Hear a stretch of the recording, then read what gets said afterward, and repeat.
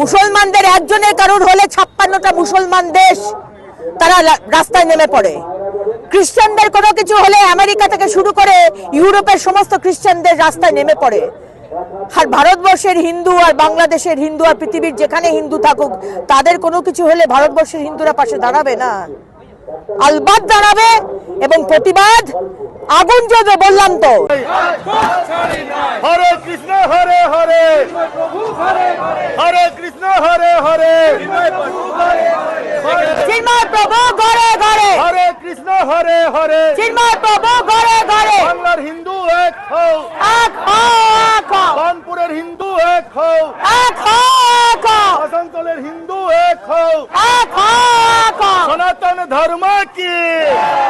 বাংলাদেশে হিন্দুদের উপর অত্যাচার হচ্ছে কেন? ইউনিস তুমি জবাব দাও। জবাব চাই, জবাব দাও। বাংলাদেশে হিন্দুদের প্রতি অত্যাচার হচ্ছে কেন? ইউনিস তুমি জবাব দাও। জবাব চাই, জবাব দাও। বিভিন্ন হিন্দু সংগঠনরা রয়েছে, তারা আমরা একত্রিত হয়ে আজকে আমরা হিন্দুত্বের ফ্ল্যাগ নিয়ে, ঝান্ডা নিয়ে আজকে আমরা এক প্রতিবাদ মিছিল করছি। আমাদের হিন্দু ভাই বোনেরা যাদেরকে খুন করা হচ্ছে, যে বোনেদের, যে দিদিদের, আমাদের হিন্দু বোনেদের যাদেরকে ধর্ষণ করা হচ্ছে, হিন্দু ব্যবসায়ীদের দোকানপাট জ্বালিয়ে দেওয়া হচ্ছে, এবং মোহাম্মদ ইউনূসের সরকার আজকে দাঁড়িয়ে দাঁড়িয়ে যেটা দেখছেন, আজকে আমাদের ইস্কনের চিন্ময় কৃষ্ণ মহাপ্রভুকে যেভাবে অ্যারেস্ট করে রাখা হয়েছে এবং তারপরেও গতকাল দুজন তার শিষ্য যারা প্রসাদ দিতে গিয়েছিলেন জেলে, তাদেরকেও অ্যারেস্ট করা হয়েছে। এই অন্যায় আমরা সহ্য করব না। মোহাম্মদ ইউনূস, আপনি শান্তির নোবেল প্রাইজ পেয়েছিলেন, আপনি ফেরত দিয়ে দিন। আপনার যদি সামান্য লজ্জা থাকে মোহাম্মদ ইউনূস, আপনি শান্তির নোবেল পুরস্কার ফেরত দিয়ে দিন। আপনার কোনো নৈতিক অধিকার নেই এই নোবেল পুরস্কার রাখার, কারণ আপনার নেতৃত্বে আপনি একজন ব্যর্থ নেতা।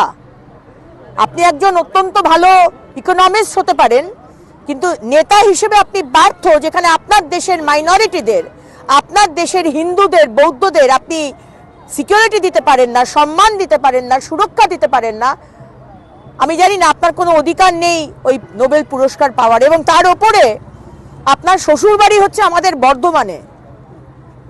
আজকে আপনার মৌলবাদী যারা ওখানকার যারা রয়েছে, জিহাদিরা যারা এই করছে এই অন্যায়, আপনি তাদের সাথে গলা মেলাচ্ছেন। আপনার চুপ থাকা মানে আপনি সমর্থন জানাচ্ছেন কি হিসেবে? আজকে ভারতবর্ষ তো আপনার দেশ, আপনার শ্বশুর বাড়ি।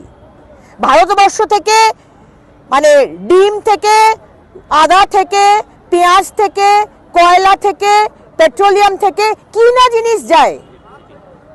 এবং এই অশান্তি শুরু হবার পরেও আমাদের নেতৃত্ব, আমাদের অভিভাবক, আমাদের প্রধানমন্ত্রী নরেন্দ্র মোদী 2 কোটি ডিম বাংলাদেশের মানুষের জন্য পাঠিয়েছেন। এই অশান্তির পরেও কিছু তো শিখুন। কিন্তু প্রতিবাদ চলবে।